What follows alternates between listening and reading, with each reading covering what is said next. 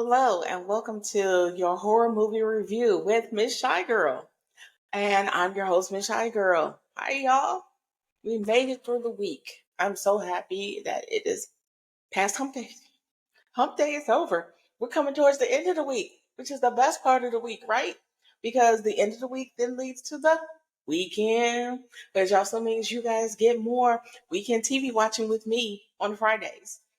So, just to let you guys know what's going on, I tried to do some content for y'all, and oh my God, it did not go very well. I told you last week that I was on the struggle bus, and the struggle continued. I did too much, and yeah, it just didn't work out. And so, I'll be able to tell you more about what to watch and what events to go to, but I don't know if I'll be able to participate in those events anymore. So, more to come. We'll talk. Maybe things will get better later on, maybe over the summer. We'll see what happens. But for right now, my event going is done for right now. Sorry about that. Anyway, so now back to our movie review. So this week's horror movie review is a subgenre of the supernatural. So I decided to review Talk to Me, Apartment 7A, and Tarot. So I think I'm going to start with Talk to Me because that was the first one I watched. So Talk to Me is set in Australia. And it's about a group of teens who, well, basically the main character, her name is Mia. She is celebrating or not celebrating. I guess it's honoring or remembering her mother's 1 year death anniversary. A year before now, her mother committed suicide allegedly. Um, the details about how she passed away are still strange, and she just can't believe that her mother would kill herself. So fast forward to present day, she now leans on her friend Riley and her family, which consists of her mother and her younger brother. I'm sorry, I said her name is Riley. Actually, that's the younger brother's name is Riley. The friend's name is Jade. Sorry about that. So Mia lives with her dad, but she spends most of her time at Jade's house, and she's almost like a second, or this is her second family. She's a part of the family. So Riley actually contacts Mia because his older sister Jade was supposed to pick him up and didn't. Mia and Jade are discussing how she forgot, and she's like, "Oh, I'm sorry, and thank you," and blah blah blah. So then they talk about how Jade has been watching videos all day about this thing that's going, around the school or amongst their friends about people participating in, I want to say, supernatural events and possession, and how they're having a party that night to do that. And so Jade is like, "Come on, Mia, let's go." And Mia's like, "That stuff isn't real," and blah, blah, blah. Also, we find out that Jade is dating Riley's ex boyfriend. I'm like, what? Jade is trying to have a conversation with Mia about how things aren't going like in the intimate areas with her ex.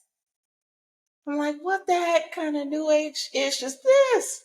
Is that what the young generations do? They share their men and then they talk about the problems that they have with these men. Yeah, couldn't be me. I'm sorry. I ain't sharing my ex, and I sure as heck ain't talking to you about what you can and can't do with my ex in the bedroom or wherever. Fast forward, they go to a party that evening. The younger brother Riley blackmails the sister and says, "I'm going with you. If I don't go with you, then I'm gonna tell mom how you pick me up." And the mom is basically a nonsense mom. She's a single mom taking care of kids, and so she relies heavily on her daughter to help her, care for the younger brother. So they all wind up heading to this party, and when they get there, you immediately get the sense that Mia is socially awkward and doesn't fit in necessarily with the other children or kids Um, as the party goes on, she's like kind of sitting off to herself, not really participating in anything. And this is, I mean, like drinking, dancing, all that stuff.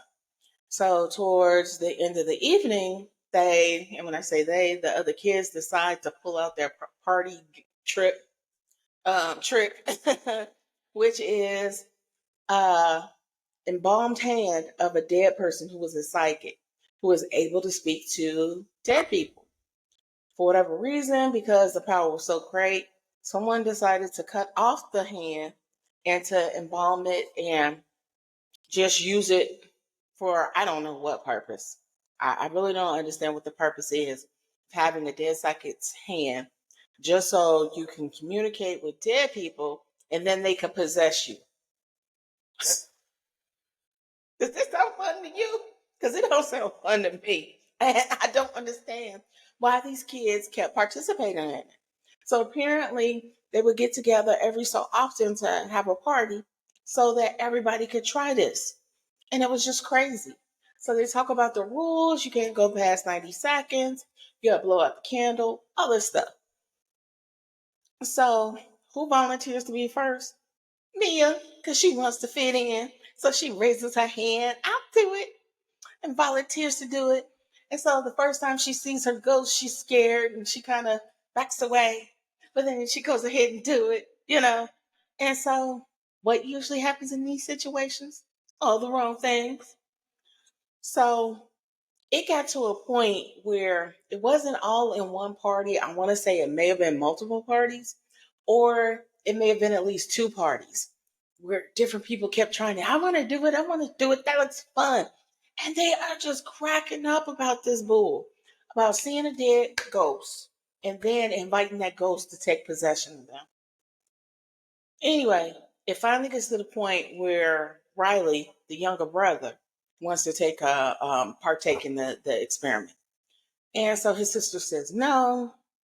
And Mia's like, go ahead, let him do it. And she's like, no, and I'm not going to participate, and blah, blah, blah. And so she leaves. But she didn't take her brother with her. So why would you leave and then not keep your brother with you? So he's begging Mia, please, please, please. And so they agree to let him do it for 30 seconds. But what happens? Of course, the wrong things. He sees a ghost. He invites the ghost to possess him. And then this ghost is supposedly Mia's mother. So, of course, Mia's like, it's 30 seconds. No, I got to talk to my mom. I got to find out why she killed herself and this and that and da, da, da. Things go wrong. And then all of a sudden, after this whole event occurred, you don't know if something bad happened because Riley went past the 30 or the 90 seconds.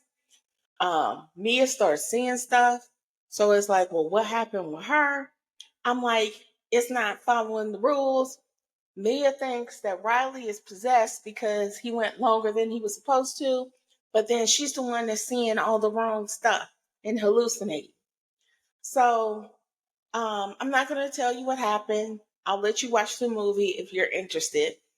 But I'm just going to tell you that I gave it 4.5 stars, 4.5 to 5 stars out of 10. So if you're interested in watching it, it's on Netflix. And if you have the service, then that's free. Well, not free. I mean, we pay for the streaming services, right? Um, Also, the next movie I'm going to tell you about is called Apartment 7A. This is another movie that I was looking forward to. Want to know why? Because it's the prequel to Rosemary's Baby. So if you're a horror nut like I am, and let me rephrase it. I used to be more so when I was younger and a teenager, but once I got older, that stuff started to really freak me out. I'm telling you which one freaked me out. The Ring. I was actually at home by myself watching The Ring, and the freaking phone rang while I was watching it. So needless to say, I freaked out. I couldn't sleep without the light on for 3 weeks. Oh, I haven't been right with horror movies since then. So, I was looking forward to this, and like I said, it was because of Rosemary's Baby and it being the prequel. And so it's funny because I watched this movie, I then wound up watching Rosemary's Baby behind it just to see how they connect and everything. And so it enlightened me a little more. So I don't know if you would want to see Rosemary's Baby first so that you can understand what's going on. But spoiler alert, I'm about to tell you some of it. So here we go. So in Rosemary's Baby, there is a woman named Teresa who's staying with the elderly couple who lives next door to Rosemary. And she talks about how they took her in and they helped her, get her life together. Well, this movie actually picks up with her actually meeting the elderly couple who lives in that building and how their journey began, as well as her journey. And so you find out that she's a dancer on Broadway. And she had this big part. And in the middle of the part, she injured herself. And to me, it was a career ender. And somehow this chick, after, going through, her healing journey, she then goes back to try and be a dancer, but she has a limp. And I'm like, what makes you think you could be a dancer, you know? Or not be a dancer, but continue dancing after such an injury like that. I mean, like she really hurt her ankle. So she starts taking drugs to one, deal with the pain mentally and physically, and all the rejection that she's getting because she's not able to dance like she used to. And she's like, she's I think I want to say she's from Nebraska. She's like she can't go back to the farm. So she decides that she's going to try and make it any way she can. So she follows the producer from her last audition to his home, which is the building where Rosemary stayed. She took too many drugs and passes out right in front of the building. The elderly couple takes her upstairs. They nurse on her and everything. And then all of a sudden, things start going her way. So they set up a meeting with her and the producer. And he's like, why do you want to do this, after your injury and everything? So she gives the typical, I guess, answer that they give about why you want to be a dancer. And he's like, yeah, blah, blah, blah. I don't believe that. I want the truth. What motivates you? And so she, just like the girl in the other movie, Mia, her mother died.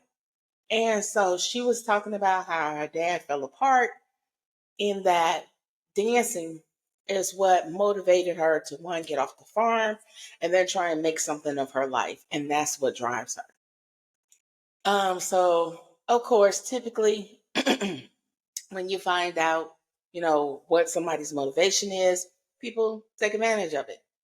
And so the director and the elderly couple, of course, take advantage of it.